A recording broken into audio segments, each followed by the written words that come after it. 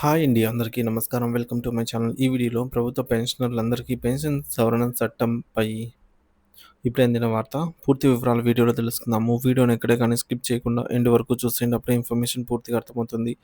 Video చూస్తున్న ప్రతి ఒక్కరు వీడియోకి లైక్ చేయండి ఫ్రెండ్స్. ఈ వీడియోని తోటి పెన్షనర్ మిత్రులతో షేర్ చేయండి. కొత్తగా మన ఛానల్ చూస్తున్నారు ఇంకా ఎవరైనా సబ్స్క్రైబ్ చేసుకున్నట్లయితే వెంటనే మన ఛానల్‌ని సబ్స్క్రైబ్ చేసుకోండి. సో, దీని ద్వారా నేను చేసే ప్రతి ఒక్క వీడియో మీ వరకు రీచ్ అవుతుంది. ఇక ఆలస్యం చేయకుండా వివరాల్లోకైతే వెళ్ళిపోదాము.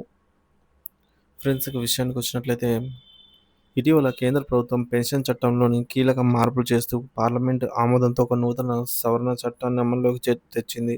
ఈ చట్టం ముఖ్యంగా 1972 నాటి సెంట్రల్ సివిల్ సర్వీసెస్ రూల్స్‌ను మార్చి 29వ తేదీ నుంచి సవరిస్తూ తీసుకురాబడింది. ఈ పరిణామం దేశవ్యాప్తంగా ఉన్న లక్షలాది మంది పెన్షన్‌దారులలో తీవ్ర ఆందోళన రేకెత్తించింది.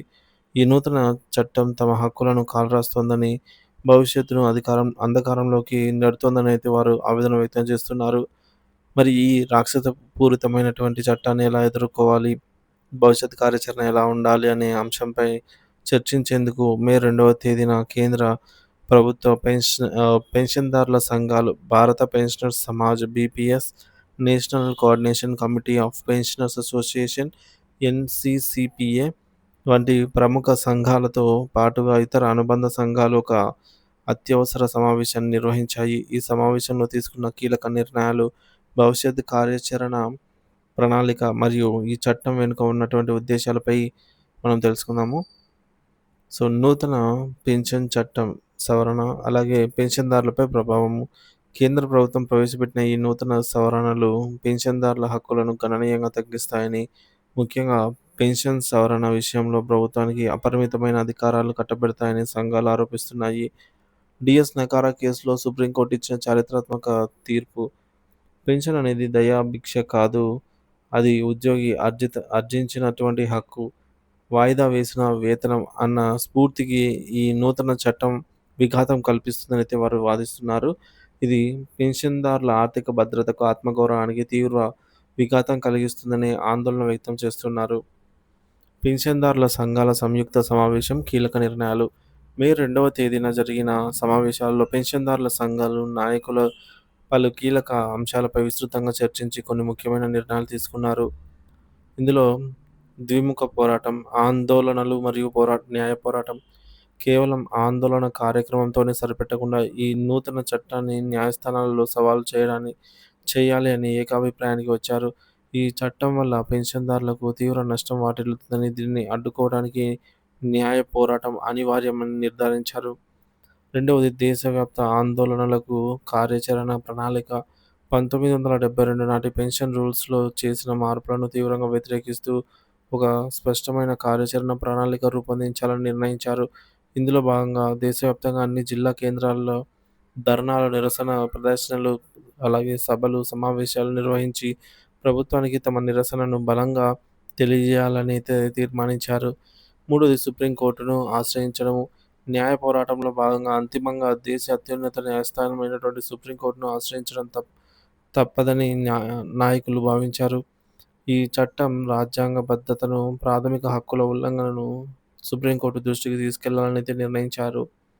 నూతన చట్టం వెనుక ఎస్-30 కేసు ఉద్దేశమా? అంటే కేంద్ర ప్రభుత్వం ఇంత ఆకస్మికంగా పెన్షన్‌దారులకు ప్రతికూలంగా ఉండే ఈ చట్టాన్ని తీసుకురావడం వెనుక ప్రస్తుతం ఢిల్లీ హైకోర్టులో నడుస్తున్న ఎస్-30 కేసు ప్రధాన కారణమని పెన్షన్‌దారుల సంఘాల నాయకులు బలంగా వినిపిస్తున్నారు.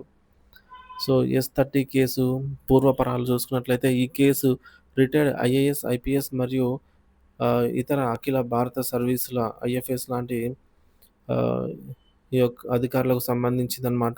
2006 వేతన సవరణ సంఘం పీఆర్సీ సిఫార్సుల అమలు సమయంలో తమ కంటే జూనియర్ అధికారులకు ఎక్కువ టైమ్ స్కేల్ కేటాయించారని, ఇది అన్యాయమని పేర్కొంటూ ఈ అధికారులు 2009లో కోర్టును ఆశ్రయించారు. 2014లో కోర్టు వీరికి అనుకూలంగా తీర్పు ఇచ్చింది. దీనిపై ప్రభుత్వం పలుమార్లు కోర్టులో అప్పీల్లు, అలాగే రివ్యూ పిటిషన్లు దాఖలు చేస్తూ వచ్చింది. సుప్రీంకోర్టు కూడా ఈ కేసును తిరిగి ఢిల్లీ కోర్టుకే విచారణకు పంపింది. ప్రభుత్వ వ్యూహం. ఈ ఎస్-30 కేసులో ప్రభుత్వానికి ప్రతికూల తీర్పు వచ్చే అవకాశాలున్నాయని, దాని నుండి తప్పించుకోవడానికి మరియు భవిష్యత్తులో ఇలాంటి క్లెయిమ్‌లను నిరోధించడానికి పెన్షన్ సవరణపై ప్రభుత్వానికి పూర్తి నియంత్రణ కల్పించేలాగా ఈ నూతన చట్టాన్ని తీసుకొచ్చారనైతే నాయకులు ఆరోపిస్తున్నారు. ఇక ఎస్-30 కేసు విచారణ మరియు తదుపరి కార్యాచరణ. మే 8వ తేదీన ఎస్-30 కేసు తుది విచారణకు రానుంది. మరి ఈ విచారణలో ప్రభుత్వం తరపున, పెన్షన్దారుల తరపున న్యాయవాదులకు కీలకమైన డాక్యుమెంట్లు సమర్పించనున్నారు. ఈ విచారణ సందర్భంగా వెలువడే తీర్పు పెన్షన్దారుల భవిష్యత్తు కార్యాచరణను ఉద్దేశించడంలో ఒక కీలక పాత్ర పోషిస్తుందని అయితే సంఘాలు భావిస్తున్నాయి.